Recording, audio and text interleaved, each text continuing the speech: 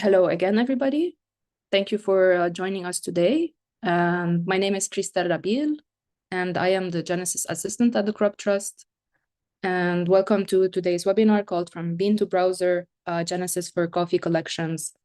This webinar is a follow-up to a workshop that took place in Ivory Coast in May that was organized by the Crop Trust. And it was for access and benefit sharing for coffee collections. So thank you for those who joined that workshop and who are joining this follow-up webinar today. And also thank you for all our partner gene banks who joined us today, because we opened up this webinar for more gene banks to join. I will start this webinar just by giving a quick, brief presentation on what is Genesys for those of you who are not familiar with the platform. So Genesys is an online platform where you can find information on more than 4.3 million accessions in crop gene banks worldwide, covering all crops for food and agriculture. Genesys development and operations are currently funded by the Crop Trust Endowment Fund. Genesys focuses on accession level data about material in long-term ex situ conservation. So Genesys does not include material that is strictly in situ unless it is formally part also of an ex situ collection. And also Genesys does not host information on breeding materials or released varieties unless they are part of a formal gene bank ex situ collection again. So at the core of Genesys data is passport data.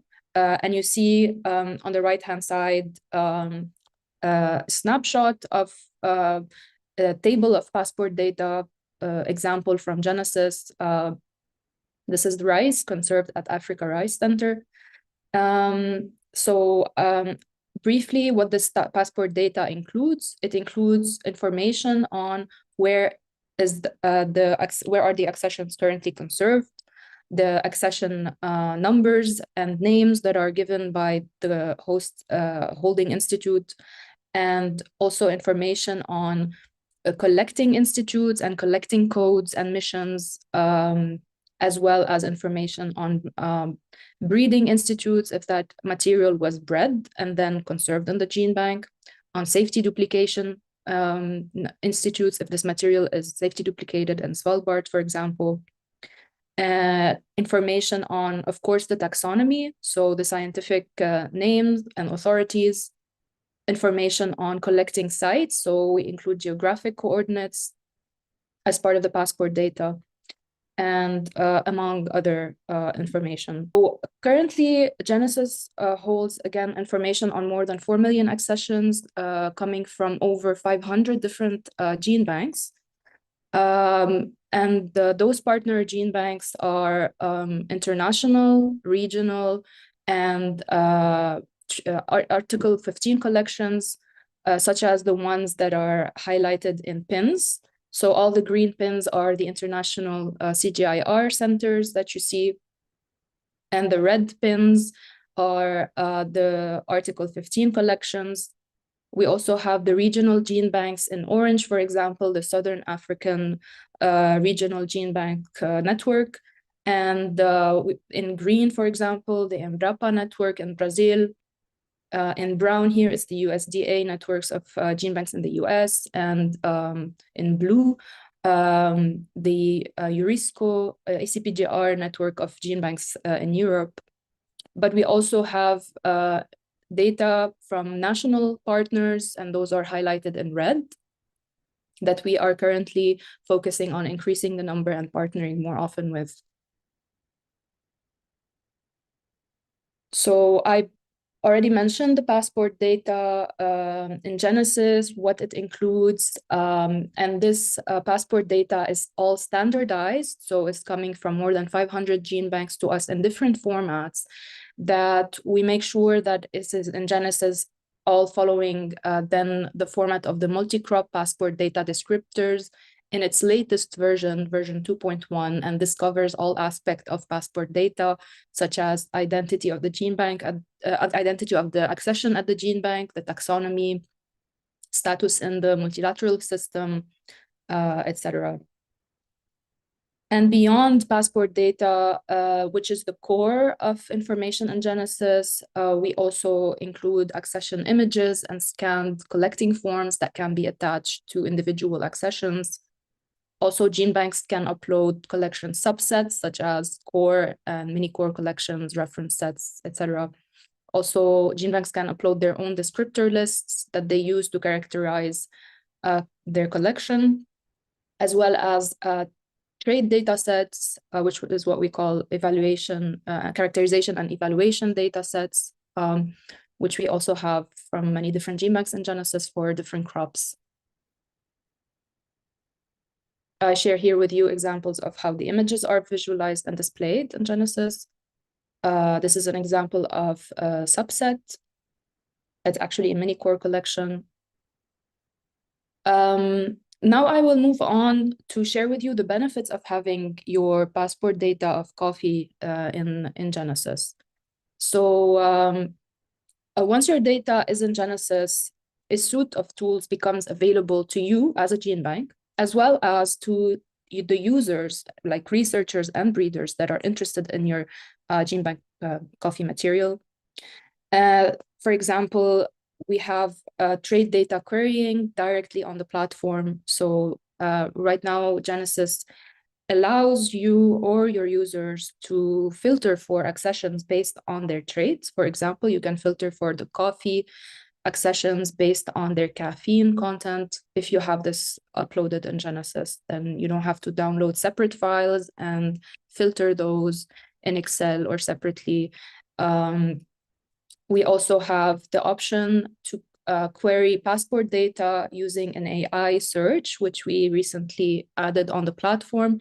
It's you can prompt Genesys using natural language without having to know how to use every filter of passport data in the platform. You can just write sentences and prompt this Genesys AI, and it will return to you accessions that conform to your search. We also have a way for you to narrow down the accessions based on the climate at their collecting site.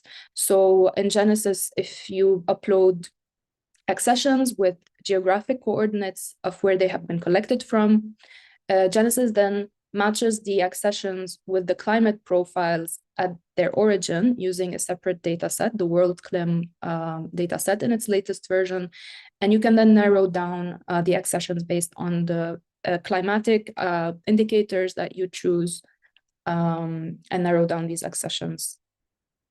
We also have created a tool in Genesys in collaboration with SIAD and ICARDA to allow you to create subsets based on agroclimatic variables. So think of it as a DIY, do-it-yourself subsetting directly on the platform based to create groups of accessions of coffee, for example, that have similar, for example, maximum temperatures at their collecting sites.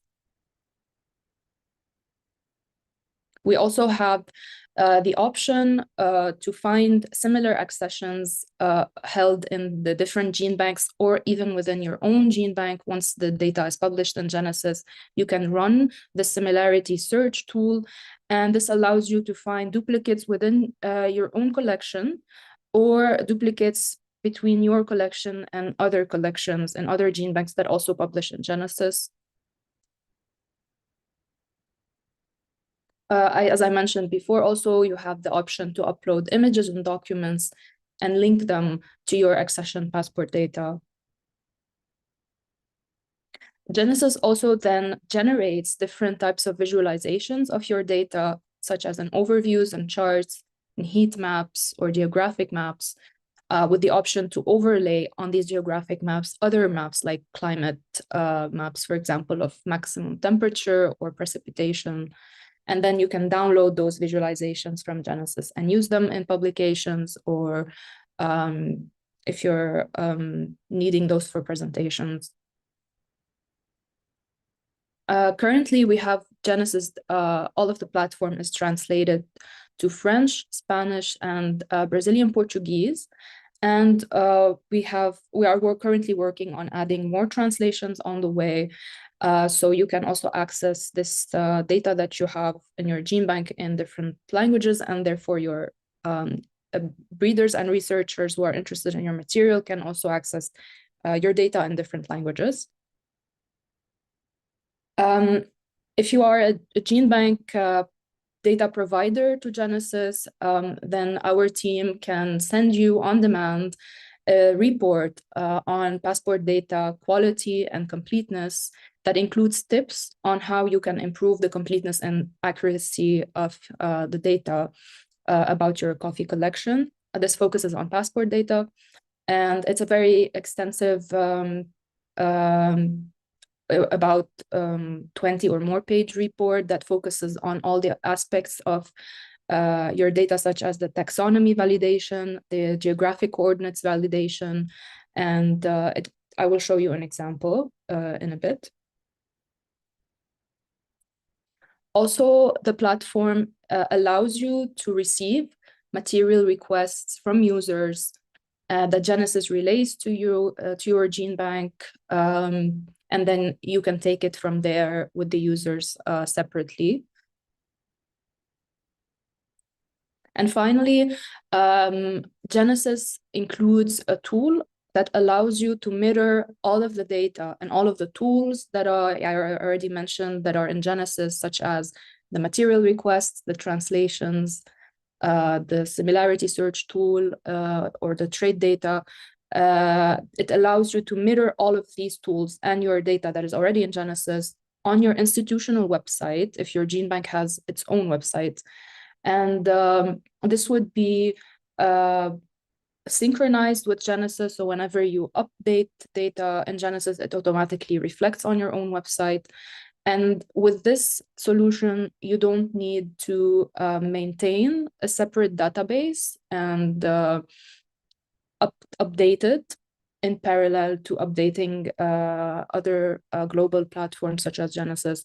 So this would be a time-saving tool for you that allows you also to have the data and the tools on your own website. I will zoom in here on the report on data completeness and quality that our team generates. So this is an example of one part of the report that focuses on the validation of geographic data. It gives you some clues on how many accessions need corrections, how many accessions are falling in the ocean based on our validation, how many have mismatched countries, mismatching their latitude and longitudes. It narrows down these accessions then and gives you like tips on what you could fix in this data in order for example, the country to match the coordinates, or in order for the accession not to fall in the ocean. Of course, these are only tips, and you, at the end of the day, make the judgment on how it's best to fix those accessions. But at the very least, you can use this report as an indicator of which accessions are flagged that need to have something corrected in their data. This is only a small snapshot of the geographic validation in the report, but it also includes parts on missing taxonomic information or improvement on misspellings or inconsistencies in the taxonomy. Same for the geographic data, and some gaps in key management data, for example, storage type or biological status of the accessions that are missing that you can add, and provides tailored suggestions for you. Even if you're not currently providing data to Genesys and you want to use some validation tools, so we put out there the validator tool it's publicly accessible right now, and it validates the taxonomy and the geographic information, but it doesn't generate a report with tips. It only gives you results on what are the accessions that have, for example, misspellings in their taxonomy and suggested fixes, but it's not like in a comprehensive report as the one I showed here in the slide. It shows you direct results line by line, and then you can, of course, implement the fixes. This is a web-based tool. It's a website, and I share with you the link here. And it's open to anyone and does not store any data, of course. I will share the link in the chat.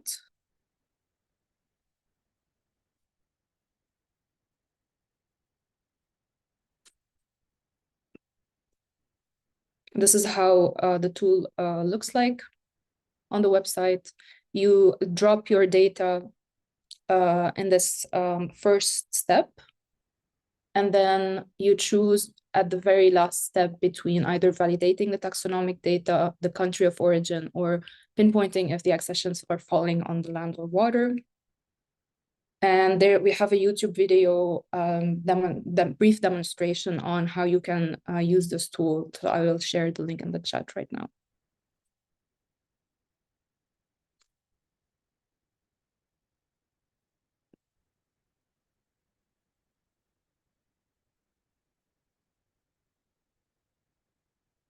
Right, so back to our presentation.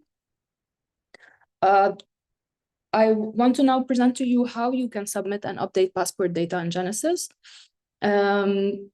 Maybe a lot of you I see here already are partners with the Genesys and have signed the data provider agreement. But for those of you who haven't, the first step in order to be able to share data in Genesys is to sign the data provider agreement with the Crop Trust. This is an agreement that allows us as Crop Trust and Genesys to publish data on behalf of your gene bank while giving your gene bank full authority and full basically credits that this is your data, it remains yours, and you can delete it whenever you want and manage it however you would like. The second step would be, after signing this agreement, your gene bank staff can then use the Genesys uploader tool, which is a tool that is downloadable locally and available at this link with its tutorial and user guide.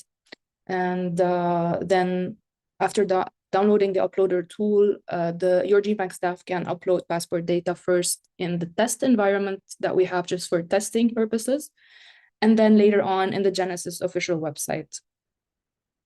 Just because we get this question a lot, Genesys, with all of its tools and the support that is provided by our team, is 100% free for gene banks. This is all coming from support and funding from the donors of the Crop Trust Endowment Fund.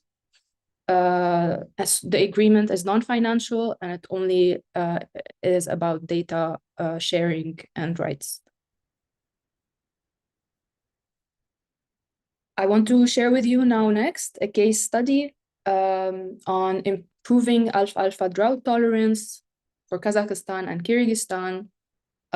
This was a case study that was done by our partners in Australia, in the Australian Pastures Gene Bank, that worked on a project with the Crop Trust with partners in Kazakhstan and Kyrgyzstan, and we're able to use the Genesys platform, one of the tools that I mentioned to you, which is the climate search, in order to narrow down alfalfa accessions that have drought tolerance, so in Kazakhstan and Kyrgyzstan. So very briefly, I will share with you first of all, the problem that they were facing, the problem of declining water resources in Kazakhstan and Kyrgyzstan region, which affects alfalfa growing conditions because alfalfa needs a lot of water to grow. And it is at the same time a very important source for farmers, for human use, and also for animal feed.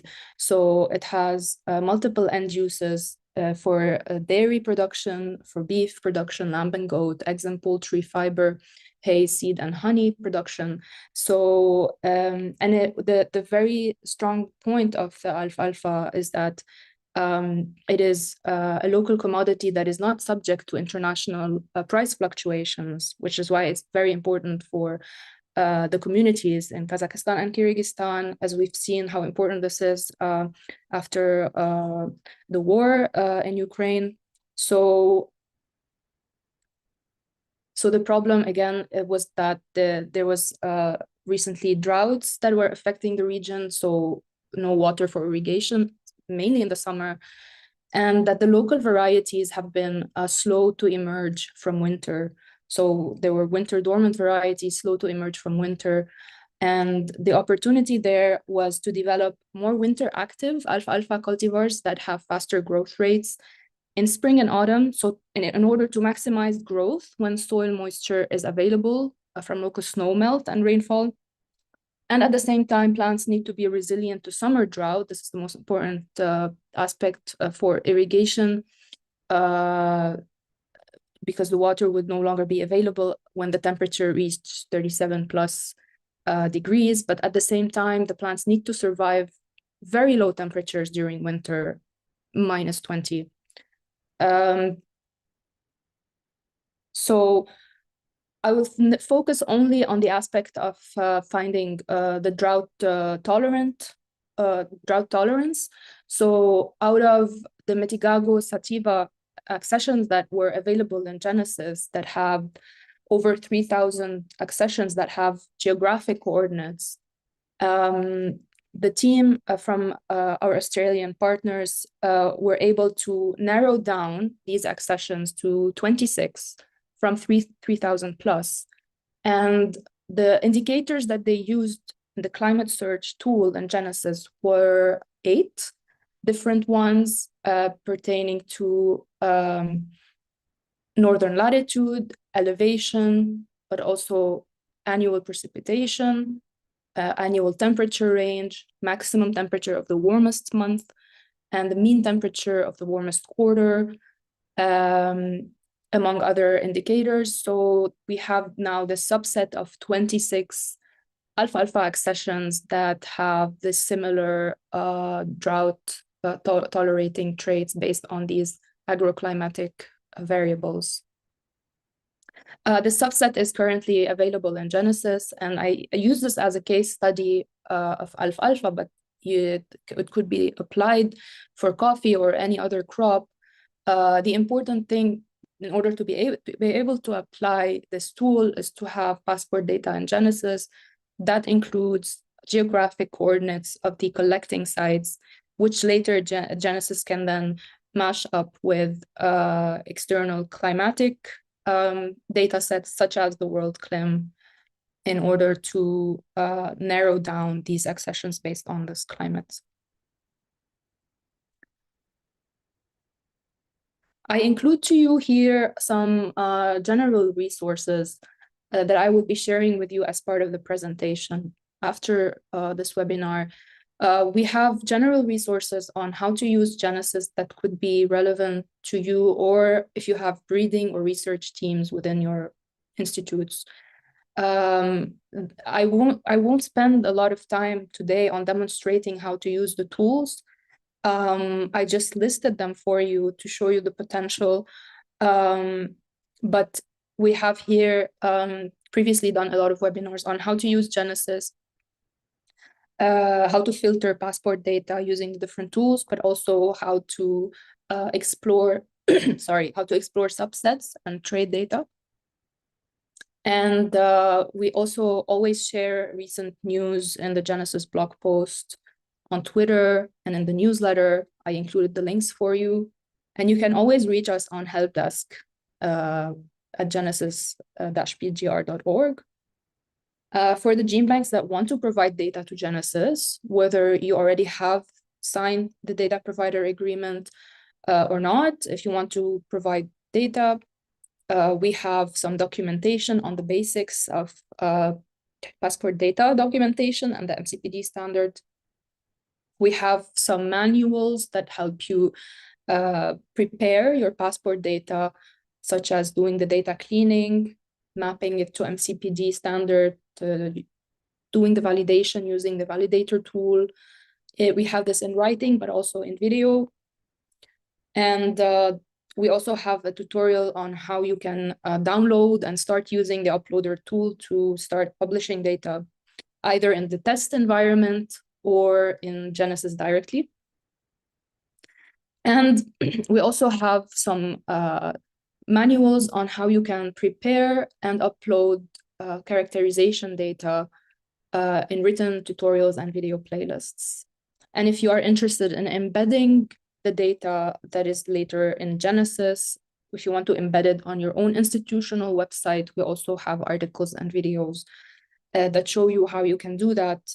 I will, before moving on, I will share with you a few examples of those two little tools like embedded Genesys and the trade data that we have. So just to explore more directly on the Genesys website. So we already have a partner that shared a coffee data with us. I will focus on CNRA in Ivory Coast. Just to show you how, if you have coffee data in Genesys, how that would look like. So CNRA's landing page in Genesys is here, and they shared with us around 8,000 accessions of coffee, of different species of coffee. And Genesys then shows you these charts and overviews on how these coffee accessions are distributed across the different species names, across their provenance, so where they have been collected from, etc. I will click here on the accessions number, and this will redirect me to the stable view that also includes more information. For example, the biological status of the coffee or the geographic coordinates. In the overview tab, you can re-access those charts. And in the map tab over here, you can visualize the geographic distribution of those accessions from CNRA. So from 7,000, almost 8,000 accessions, 4,000 have geographic data. And you see here, they are distributed in Africa. So what you can do in this case is use this climate search where you can narrow down these 4,000 accessions based on different climatic variables that I will show you here. So on the left-hand side, we have all the Genesys filters, and at the very end is the climate at origin. So those are 19 different filters pertaining to either temperature or precipitation variables. So just for the sake of example, I will choose to narrow down these 4,000 accessions based on the annual mean temperature at their collecting site, and I will choose I will choose a minimum of, for example, 20 degrees Celsius. So I will enter 20 in the minimum side and apply filters. So you see here, I've narrowed it down to 3,000 accessions. I can also even choose to use another variable, for example, the maximum temperature of the warmest month. I want it maybe to be at most or at minimum, I want it to be 30 degrees. So I narrowed these accessions down further. And maybe I want the annual precipitation to be an average of minimum, let's say an average of maximum of 500 millimeters. So I narrowed down now these accessions to only 56 that match. And all of them show right here. So I can access them in this table if I switch to another tab, and I can download them, for example, in an Excel file. Or what I can do even is to request them directly from CNRA by adding them all to my list. I just click here and add to my list. And you see the 56 are now in like a shopping cart, this list in Genesys that allows anyone to request the material directly from CNRA after narrowing it down using the climate search.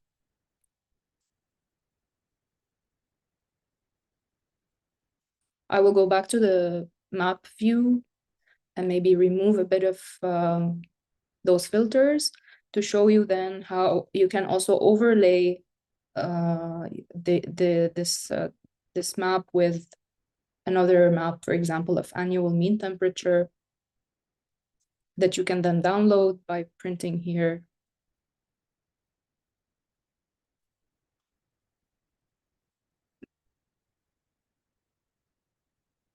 And you can even choose the opacity. So this is the transparency of the overlaid map.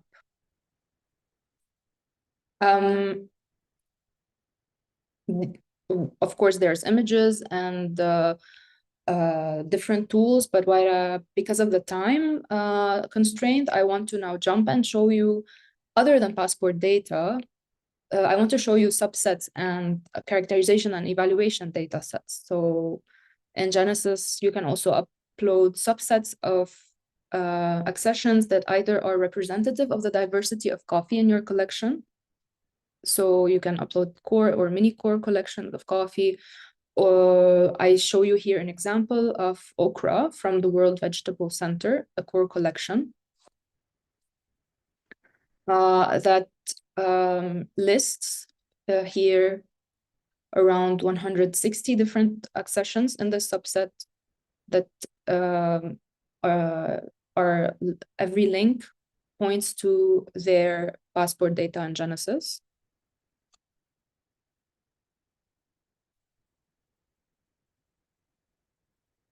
Other than core collections, there might be some selective types of subsets. For example, here the foxtail accessions that are tolerant to salinity. So these are 9 accessions that have been identified by ICRISAT to have a high tolerance to salinity. These 9 accessions have been identified from their foxtail millet core collection. So users can then, users of Genesys, breeders or researchers can then order these accessions also by adding them to their list here.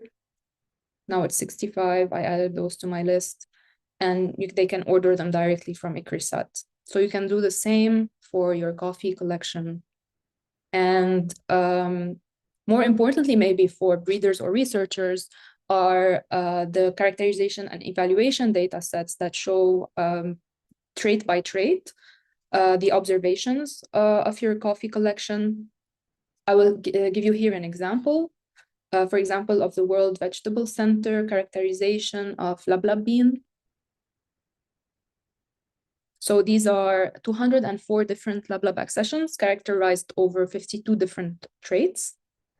By clicking here, this green ribbon, this will redirect me to the table view of these characterization data, where I can filter, so narrow down these 204 accessions. I can narrow them down by, for example, the accessions that have the vein color of fully developed primary leaves of purple.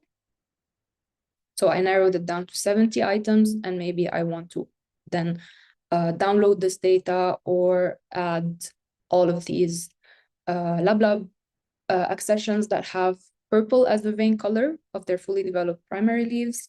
I can add it to my list and request this material directly from World Vegetable Center. I think we already have a coffee data set for an example that I will show you here. We have 2. So we have a phenotypic characterization of coffee accessions from CNRA. So these are 2,000 accessions of coffee characterized across 7 different traits.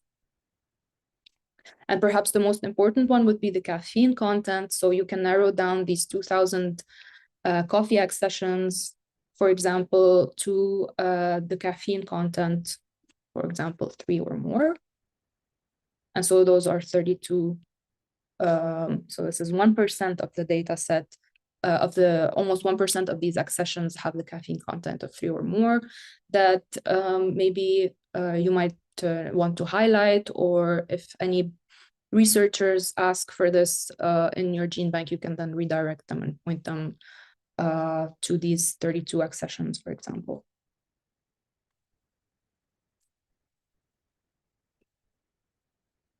We also have descriptor lists of coffee. So those are published by Kache, but you can, of course, publish your own descriptors that you use to characterize your coffee if you create your own using your own units and your own versions. Those don't have to be only the internationally developed descriptor lists. And you can then link those descriptors that you create to the characterization and evaluation data that you then upload in Genesys.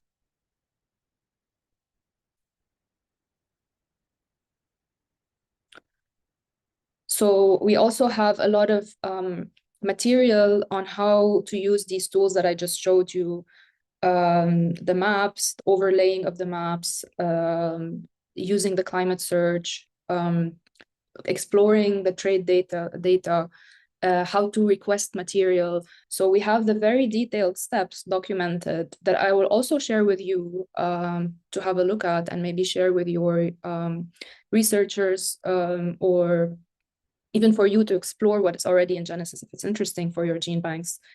And also the way to create a Genesys account, because all of these tools that I showed you would need an account just for you to be able to access and download, for example, download the files. We just do this in order to prevent robots from overloading the platform. So you can create an account for and explore all of these tools and access translations and use all the tools that I showed you. So with that, I thank you very much for your attention and for you for joining.